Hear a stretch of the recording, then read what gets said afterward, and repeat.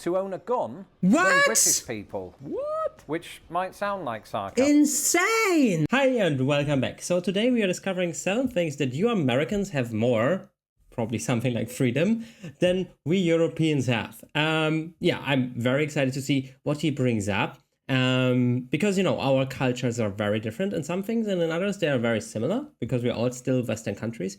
So I'm very excited. But before we do that, please make sure, if you like my content, only then, to hit a like and a subscribe. That would help me so much. And also, if you want to see more of me, definitely check out my Patreon. Link is in the description. Thank you so much for that. And now let's go into the video. You are in the shot. I don't think that they're going to be happy about that. I'm very happy about that. I love cats. Tell me, are you a cat or a dog person? Hello, I'm Lawrence, and I'm on a quest to uncover all of the memos that Britain and America lost in the pond. And one of those memos pertains to the things we own, whether that's money, a house, your soul. We all have things in our possession that make us who we are. But after living in the United States for 16 years, I've come to find that Americans are more likely to own certain things than British people are. Same is true in reverse, but that's not what this video is about. Now, if you own a free subscription to this YouTube channel, thanks. If not, do that now. Sorry for scaring the cat. In the meantime, here are 7 things that Americans are more likely to own than British people. Car, yeah. And the first thing that we're going to talk about is cars. And you might be thinking, Lawrence, that's not surprising. You always talk about how America has a really large car culture. And this is true, but I think that ignores the fact that does not look like America, I would say. I don't know, it looks very European with the trees here and with the train. Yeah, and also the train on the left side of the road. Yeah, that is probably Britain. But when I lived in Britain, I was far more likely to experience a traffic jam. Why is that, Lawrence? Well, because we have way more people in a smaller area. And so even though there are fewer cars per person... Yeah, I don't know. If you think about it, that Texas is, I think, like nearly double the size of Germany. But, you know, 4 times Germany would be the amount of population that the US have. And, you know, Texas is just of 1 of 50 states. I mean, a pretty big one, but still, just 1 of 50. It's mind-blowing.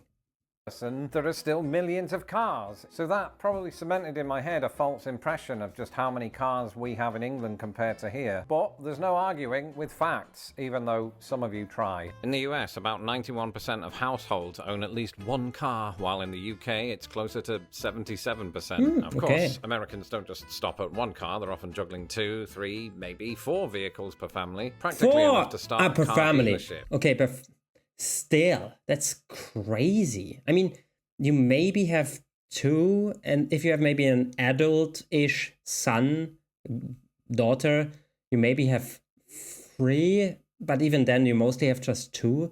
4 is insane. But I mean, I get it, yeah. Car culture is pretty big in the US.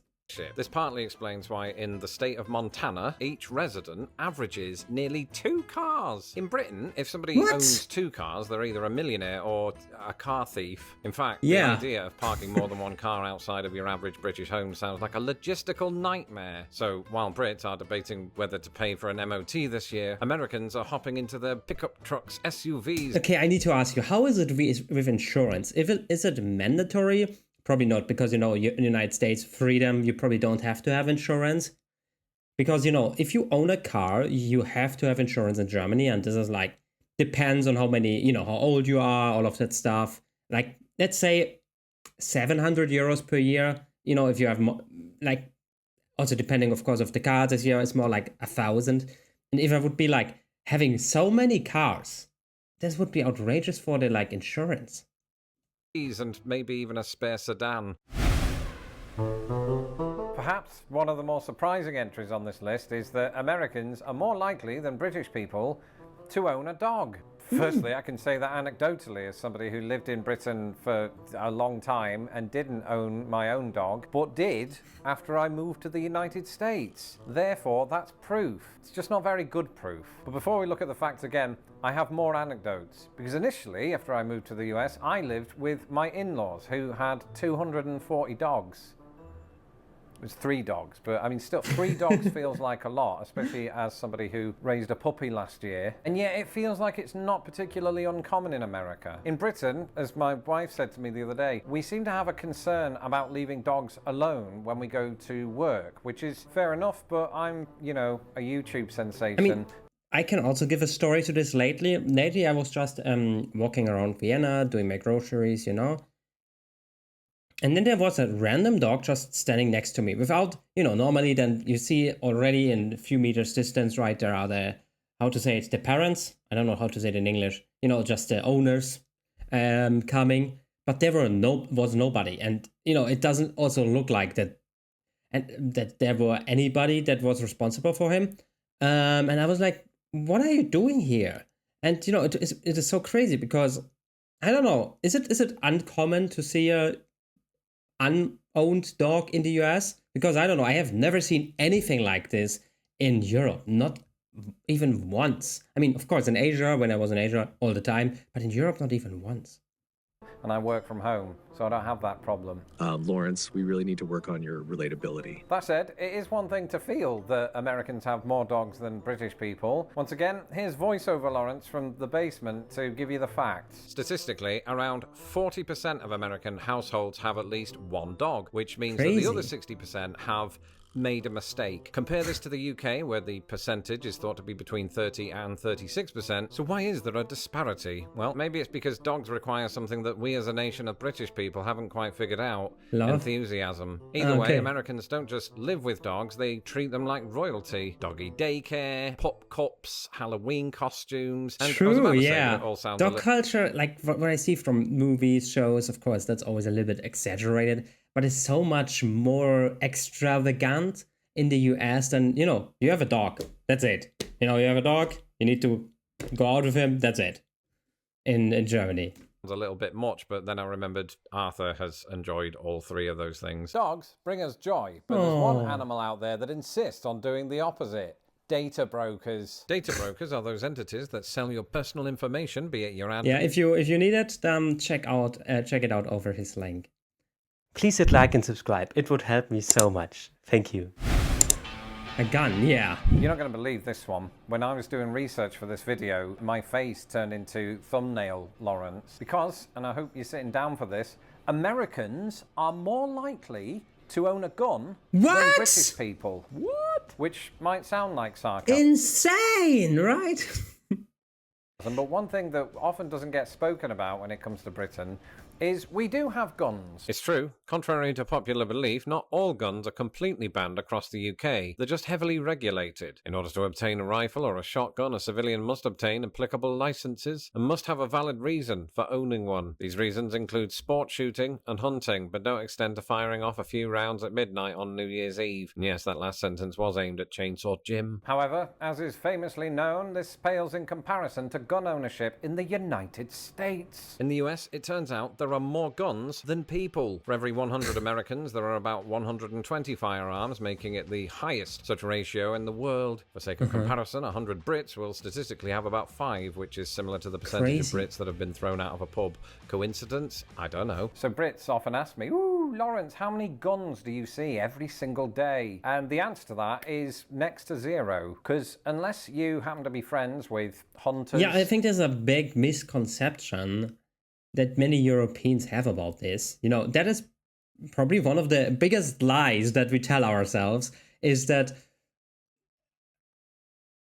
guns should be now everywhere just because people own it. And, you know, the more I talk with Americans, sorry for your ears, on our Discord, the more I got to know, you know, they have guns, they have them just in some, you know, in some box stored somewhere, and, you know, only for like home defense. So it's not something that you actually need to worry so much on the street. Members of the police force or gangs, people aren't just wielding them on the street, they conceal them in their clothes. I don't have X-ray eyes, so I just assume that maybe they're there. There's a surprise. Can you just take your gun with you wherever you want? Or is it that you can just go with a gun on Times Square or something? Or if then would maybe the police say to you, what are you actually doing? How is this there? Do you have the freedom to do that? Or in like such public places where you can maybe start a very disastrous shooting or something, is it then prohibited? surprising lack of visibility around guns. And you might say, Lawrence, that's because you live in Illinois where they have strict open carry laws. But the thing is, I also lived in Indiana where they don't, and it was the same story. I'm really just pointing this out so that my Aunt Mildred stops asking me if I'm all right. Walking down the street, I think I've maybe seen one gun in 16 years wielded on the street, and it was a super soaker. Is it, wait, maybe there's also like real gun super soaker, but I thought that's those water guns, right? Yes, a lot of American households, I would imagine, do own a Bible. And that's because I think Americans in general, if they are religious, are more likely to wear their religion on their sleeve than we are in Britain, where people, generally speaking, keep that to themselves. I think, as well, it's fair to say that Britain is a more secular culture. We've got a higher percentage of people there that I would say are non-believers or non-practicing religious people. Whereas here, while, America doesn't have churches that are 800 years old, it does have churches on about every corner trying to compete with Starbucks. And so Bibles as well as crucifixes. Tell me who wins, Starbucks or the church? On walls, and maybe a Bible verse or two hanging on the same wall is just something you see way more of here. Even people I've known who aren't like... This is really crazy. Like also when you go like to Instagram, like scrolling through some reels and you come to an American creator or something, or if you see just something like a certain, place in the Bible or something, it's always an American creator. I have never seen this from a German, from some other Europeans. It's crazy. It's very interesting. And I think it's true, because in Germany it's more like, oh, you believe in God? Cool. And it's not like a really big thing, because most of us don't believe really, or even if we say that we believe, we don't actually go often to church or anything like this. It's more like it's more just like it does not matter anymore really thing. And I think in the US, like, belief is there way stronger, and people are just way more enthusiastic about it, I would say. Like particularly overtly religious, have that stuff on their walls because it's just sort of culturally ingrained. Here's a statistic for you. In the US, nearly 88% of households own at least one Bible. And not just that, the average household owns 4, about 1 for each car. Now, I couldn't find any reliable statistics for Britain, but I did find this. Only 6% of Brits actively practice Christianity or regularly read the Bible. So whether it's a sign of devotion or, a cultural habit, the Bible is clearly a key player in American households. And as for Britain, let's just say the Bible's collecting dust next to that unopened copy of Pride and Prejudice.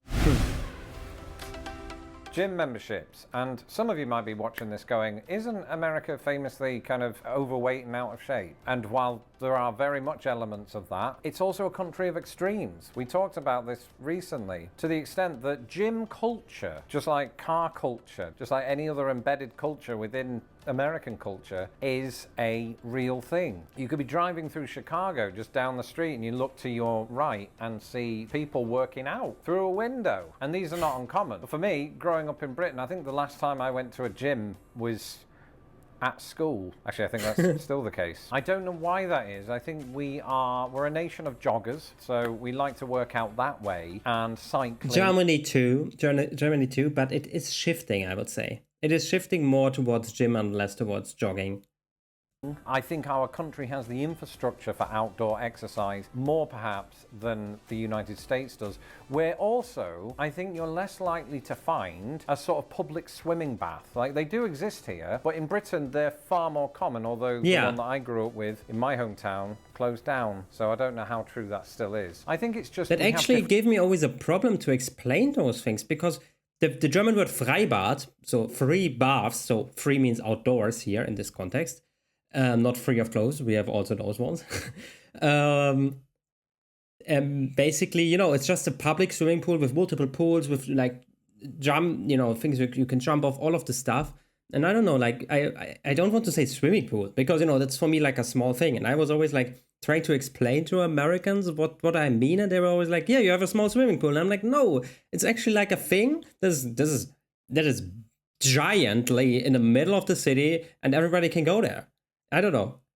different ways of staying in shape. Statistically, around 24% of Americans claim to have a gym membership, which sounds impressive until you realise that most of us think that leg day is walking to and from the basement, and cardio means bending down to tie your shoelace. Meanwhile, the British approach fitness with a little more subtlety. About 14% of Brits are signed up for a gym, but it's not because they're less active. After all, lugging around 4 shopping bags of Tesco meal deals has its own charm. Why sweat in lycra when you've got the great outdoors and a pot noodle as your workout incentive?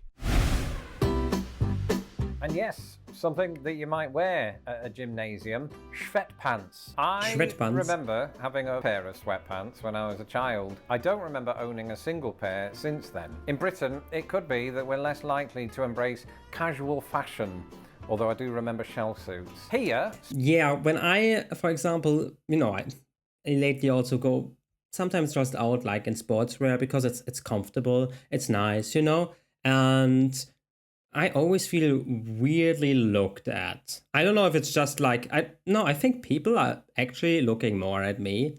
They're like, what is this guy doing? Especially if I don't wear then sportswear, but maybe like more like just Crocs or something, because then they're like, what is he doing? He's certainly not doing sports. I don't know. It's weird.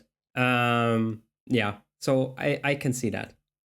Sweatpants aren't just the fashion choice of the gymnasium goers. I sometimes see people walking down this street in them, or going to the shops, or sitting in a restaurant. And frankly, they just look a little bit silly.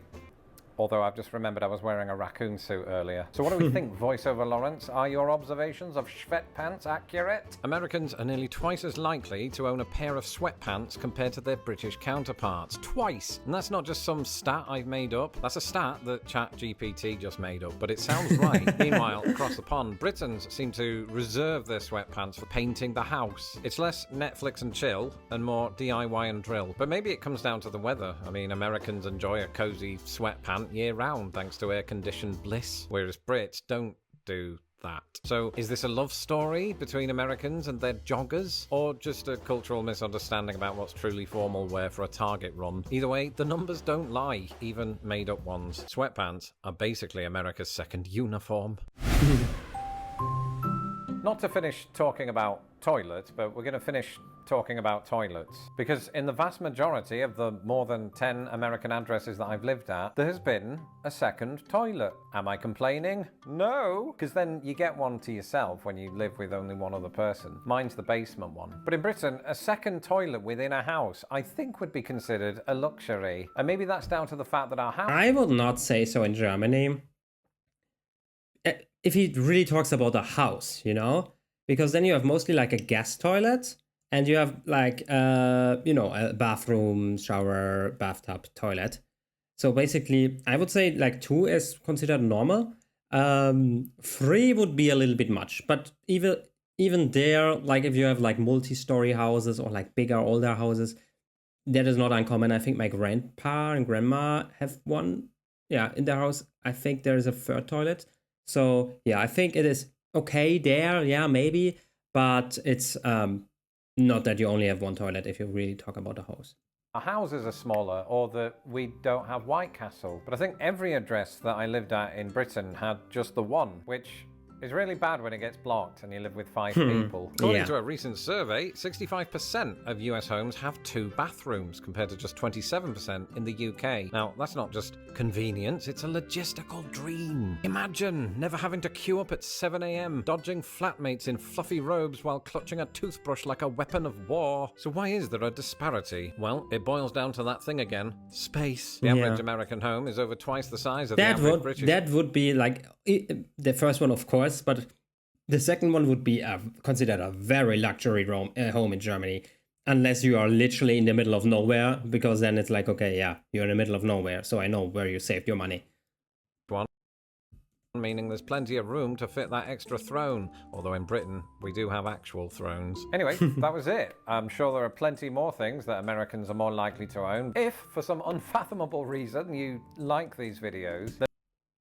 I really like them, and I hope you liked my opinions, German, classifications as well. And I hope I can see you then as well in the next video. Until then, keep liking, subscribing, and bye. Thank you so much to Todd Phillips and all of the other patrons and channel members for your support. You're awesome.